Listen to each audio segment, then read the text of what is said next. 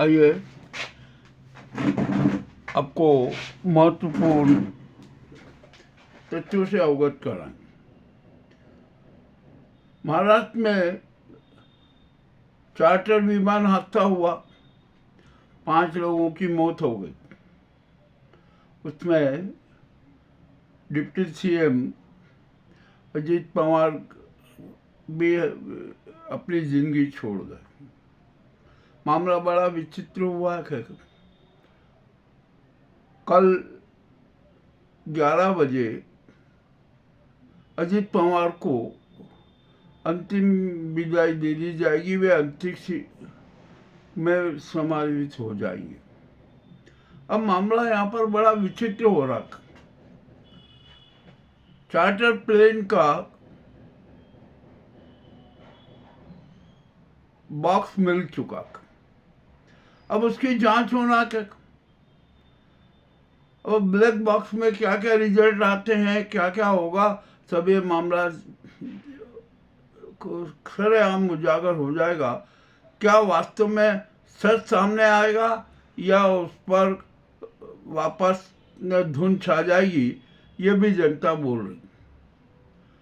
सूचना ये आई है कि ये मांग ये उठी है कि चार्टर प्लेन हादसे की जांच सुप्रीम कोर्ट के निगरानी में की जाए। ठीक है, करेंगे भाई, जो भी होगा ना वो तो सच तो सामने आएगा ही।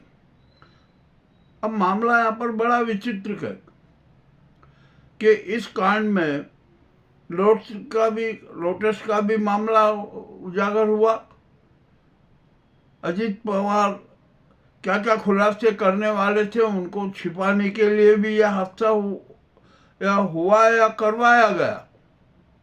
मामला तो बड़ा विचित्र है। जांच कब होगी, कैसे होगी, अभी कुछ खुलासा नहीं। कुछ एक्सपर्ट कह रहे हैं कि जब ब्लैक बॉक्स का जो रिजल्ट आएगा 2-3 दिन उसमें लग जाएंगे, उसके बाद में वे कुछ बता सकें क्या कारण हुआ। आखिरकार हादसे के लिए जवाबदार कौन है, यह जानना जरूरी है। परंतु अभी कुछ भी स्पष्ट नहीं हो रहा है। अब अभी सूचना मिली है कि अमित शाह भी कल अजीत पवार की अंतिम विदाई के समय उपस्थित रहेंगे। रो वही देखेंगे ना तमाशा कि क्या हुआ क्या नहीं हुआ। अब यहाँ पर आता है कि महाराष्ट्र की राजनीति में किस प्रकार का बवाल आएगा। अजीत पवार की एनसीपी और शरद पवार की एनसीपी का एकीकरण हो जाएगा, कोई सवाल नहीं है। और इस हादसे से शिंदे ने भी सबक ले लिया कि ये उनकी पार्टी को भी तोड़ा जाएगा, तो वे भी अब उद्धव ठाकरे के साथ मिल गए। हालांकि शरद पवार से उनकी चर्चा हो चुकी थी एकीकरण की। अब बीजेपी को तो यहाँ पर खुटका हो गया कि यदि अजीत पवार की एनसीपी शरद पवार के साथ हो गई और शिंदे ने उसको समर्थन दे दिया, तो जो उनका सपना था ना कि बीएमसी में वहाँ अपना मेयर बनाएंगे, वो समाप्त हो जाएगा। और दूसरी बात, अजीत पवार ने जो कितने खुलासे किए थे कि जिसकी कोई सीमा नहीं, और वे सारे सार्वजनिक करने वाले थे, जिससे भाजपा की छवि बड़ी धूमिल होती।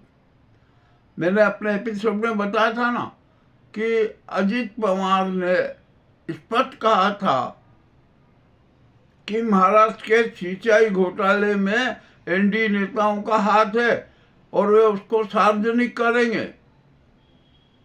इस बात से बेचैनी हो गई, एनडीए में खलबली मच गई। वहां पर संभवतः मोदी और अमित शाह भी विचलित हो गए कि अरे यदि ये राज उजागर हो गया तो फिर क्या होगा। तो हो सकता है कि जो ये राज खोलने वाले को ही ये राज बना दिया जाए।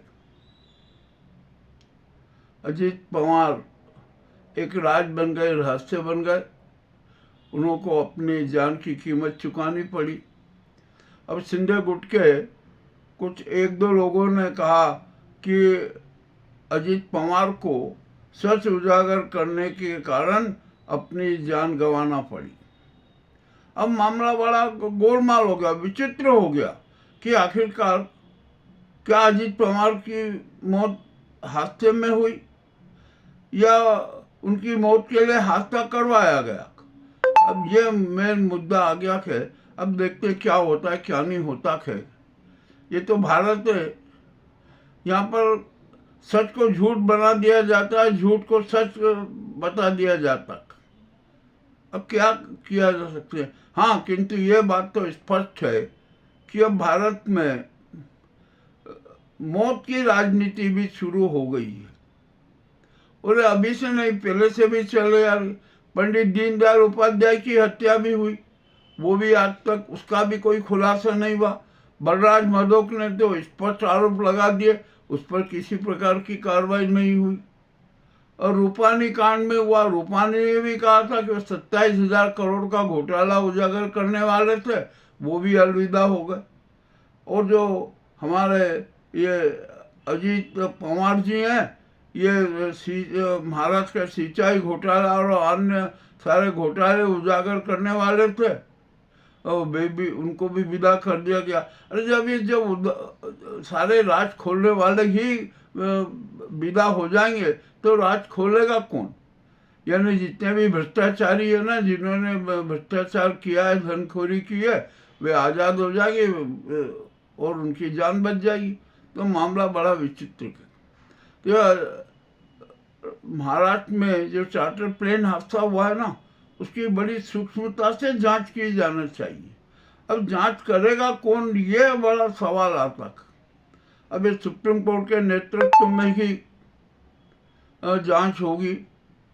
ममता बनर्जी, राहुल गांधी, अखिलेश यादव, अन्य सभी नेता इस बात पर सहमत हैं कि सुप्रीम कोर्ट के नेतृत्व में ही जांच होना चाहिए। अब देखते हैं सरकार क्या करती है। अब क्या किया जाए, कुछ समझ में ही नहीं आ रहा है कि आखिरकार इस देश में हो क्या रहा है। राष्ट्रपति जी ने भी अपनी श्रद्धांजलि दे दी। अरे नेता लोग तो जितने भी है ना, हादसे में जो भी दिवंगत हो जाते हैं, उनको श्रद्धांजलि देकर अपने आप को पवित्र कर लेते हैं, अपने आप को बरी कर लेते हैं, सभी जवाबदेही से मुक्त हो जाते हैं। मामला बड़ा विचित्र है। इस मामले को बड़ी गंभीरता से लेना पड़ेगा। अब जो भी हुआ है ना, यह अच्छा नहीं हुआ। और इस हादसे में किस प्रकार का षड्यंत्र हुआ है या ये षड्यंत्र इवेंट है, क्या है, इसकी सारी जानकारी मिलना चाहिए। और मैं हमारे उन यूट्यूबर साथियों को बधाई देता हूँ कि जिन्होंने हमारे एक अनुरोध पर महाराष्ट्र चार्टर प्लेन हादसे के बारे में जो तथ्य जो छुपे हुए थे ना, उनको उजागर किया और कर रहे हैं। बहुत अच्छी बात है, धन्यवाद उनको सबको। एक दूसरी आज यहाँ एक और विमान हादसा टला जयपुर में, उसमें कांग्रेस के अध्यक्ष मौजूद थे और भी यात्री मौजूद थे। यह घटना जयपुर की है।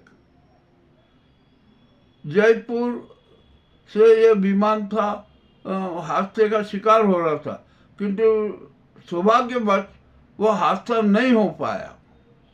उसमें बच गए सब, कोई वो नहीं हुई। जो पायलट था ना, उसने अपनी सूझबूझ से इस दूसरे हादसे को बचा लिया। बधाई उस पायलट को जिसने अपनी सूझबूझ से एक दूसरा कलंक लगने वाला था, उसको बचा लिया। ये 28 जनवरी के दिन, 28 जनवरी 2026 के दिन दो हादसे, प्लेन हादसे अपने आप में बड़े विचित्र हैं। अब तो सोचना समझना पड़ेगा भाई कि कहाँ पर कमी है, किस प्रकार की लापरवाही चल रही है, जवाबदेही से कौन भटके हुए हैं, इस सब की बात जांच होना चाहिए। और मैं तो एक बात, बड़ी बात कहता हूँ कि यहाँ पर ये जो अहंकारी सत्तावादी सरकार है ना, ये अनेक प्रकार के घिनौने षड्यंत्र रचती है, इवेंट रचती है। तो इस पर की भी जांच होना चाहिए।